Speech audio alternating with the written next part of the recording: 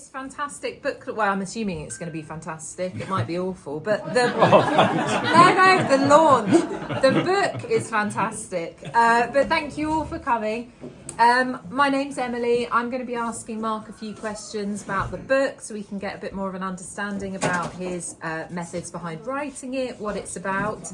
So Mark, if I could just ask you to start by telling us a bit about the book, maybe just a brief synopsis. It's a World War II supernatural thriller, and it starts with a young history professor called Cameron Stone, who goes to the local university library because he's asked for a book of photographs from World War II, especially about Northern Ireland and Lough Erne, where the Catalina seaplanes took off for the North Atlantic and for the Battle of the Atlantic through what's called the Donegal Corridor. And he's looking to look at photographs about that. And when he goes into the archives room, he's given an old photograph album and he opens it up.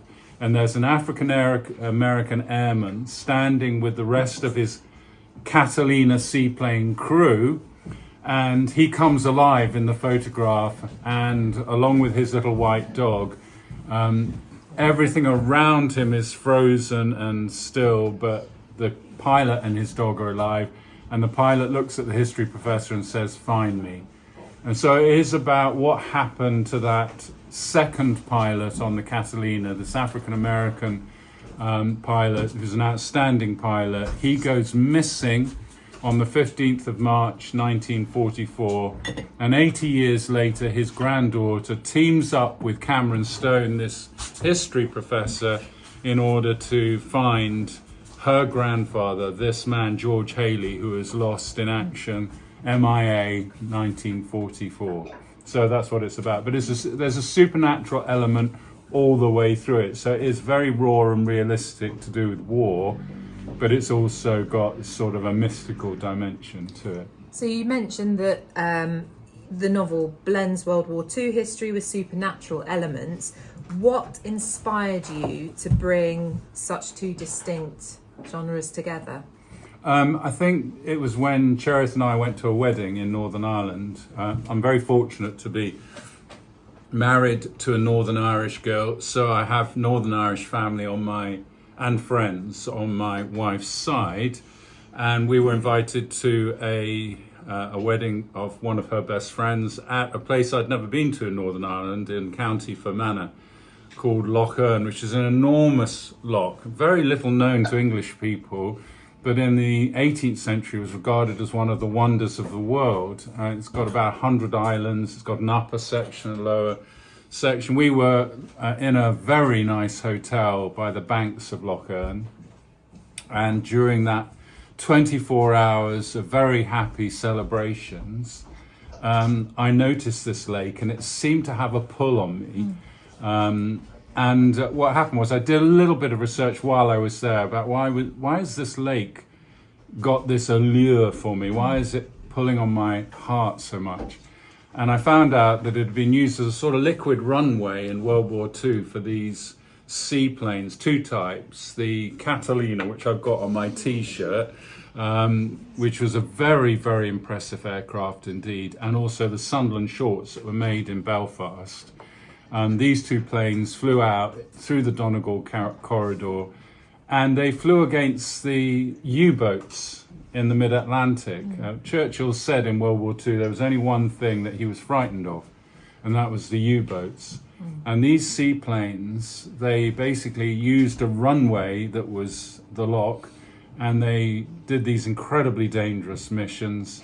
And I was very captivated by that, but I was also captivated by the history around the island that was non-World War II. The islands have old abbeys, they've got Celtic saints and Celtic monuments, but also very ancient pagan ones. So there is a very strong sense of history and mystery in Lough Erne, and whenever I hit a place that has that, I tend to write a story after it. And that has happened for the last 10 years consistently. So that's the answer to your question, really. Thank you. George Haley, the pilot, at the centre of the story, is an African American serving in segregated military during World Yeah. War II. How did you approach incorporating the historical realities of racism and segregation into a supernatural thriller?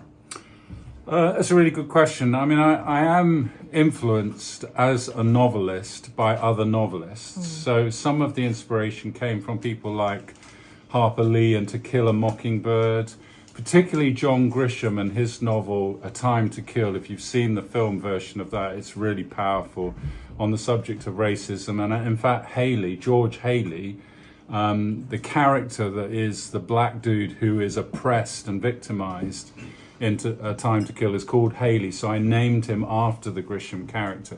So some of it's come from that, but most of the inspiration for the anti-racist thematic texture of this novel came from about 20 years in my life when I started, for some bizarre reason, being led into black churches in America.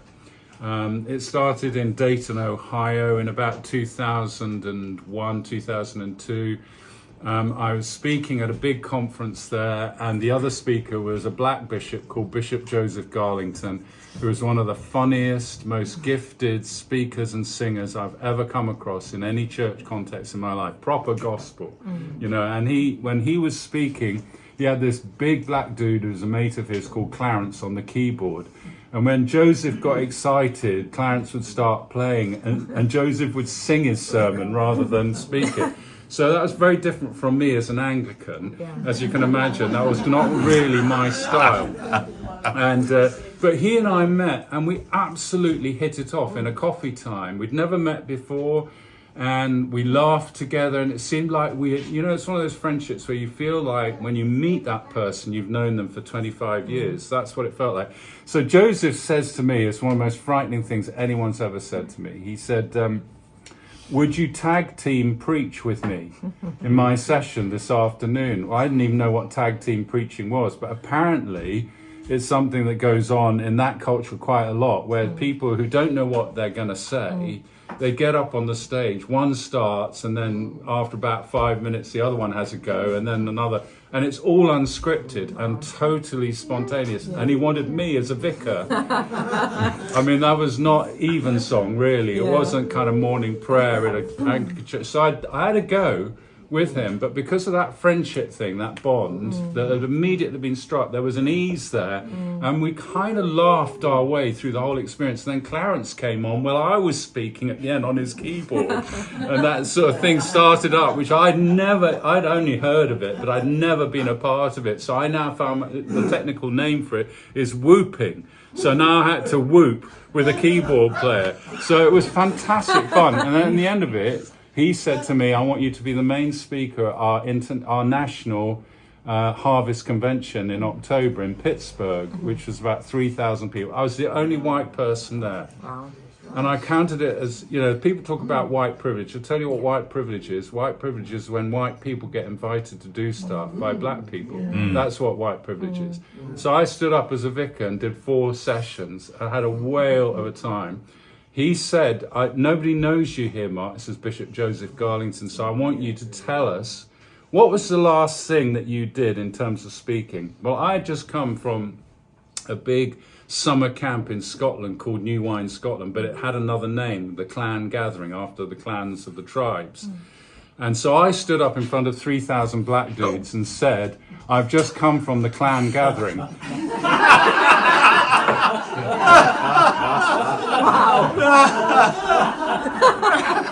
That was the first time I ever heard the phrase "say what," and it was said by about 3,000 people simultaneously. And that started a journey of learning about what it feels like to be born with black skin in America.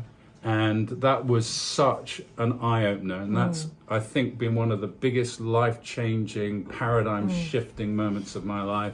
And I would say for Cherith as well, we had no idea, until, it's like Harper Lee says in To Kill a Mockingbird, Atticus Finch says, until you walk in another man's shoes, live in their skin, you have literally no idea what they're going through and what it's like. And I think that the world is dying for a lack of what I call in this novel empathetic imagination. The inability to imagine what it's like to live as another person is what is destroying us right now in the world, and especially on social media. It's a complete disease, and until we stop it, we won't learn to love each other again.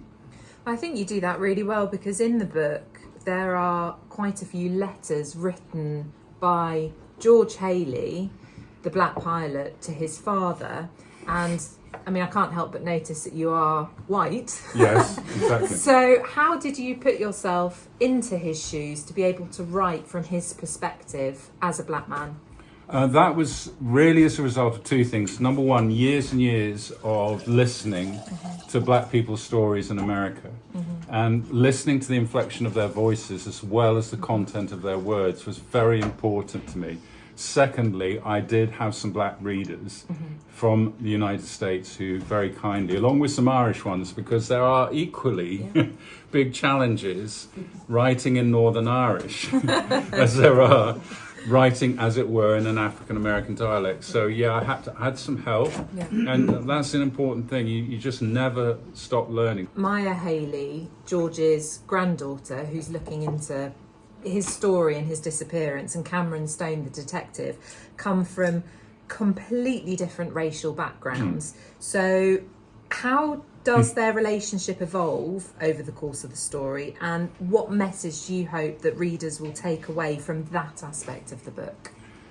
So in many ways, I did have them falling in love in the first draft of the story, and Cherith said, "Don't do that, it's cheesy, and it's too convenient, and it's too easy. Too obvious. And so we've held off on that. I'll tell you the inspiration for this. It's a series, by the way, it's not just one.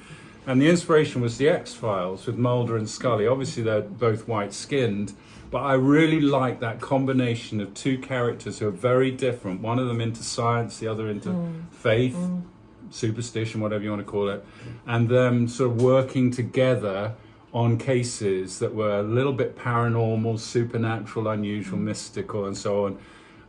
I wanted to recreate that kind of vibe, but with somebody black, somebody white, so that there would be this constant, not only interface between someone who is a lapsed pastor, Maya Haley, who has kind of lost her faith in some ways because of domestic abuse, and secondly, Cameron Stone, who never really had a faith, but who is kind of moving a little bit towards faith, because when you see a speaking photograph, you can't really remain the same. So there's an interesting thing where someone who you'd expect to have faith is losing it, and somebody you expect not to have faith is finding it, and the two of them are interacting at that level. But also just at the racial level, how do we get on?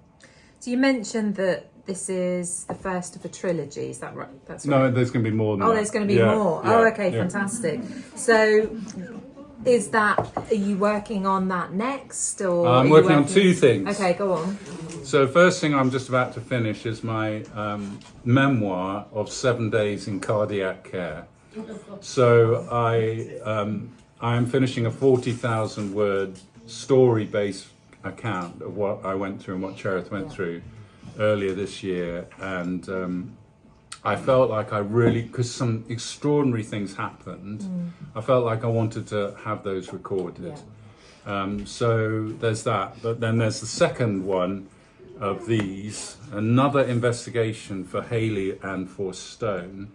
And this time, again, it's based in Northern Ireland, but it begins with a black, gay theological professor found dead in an art gallery, the Ulster Museum, in front of a painting of the raising of Lazarus.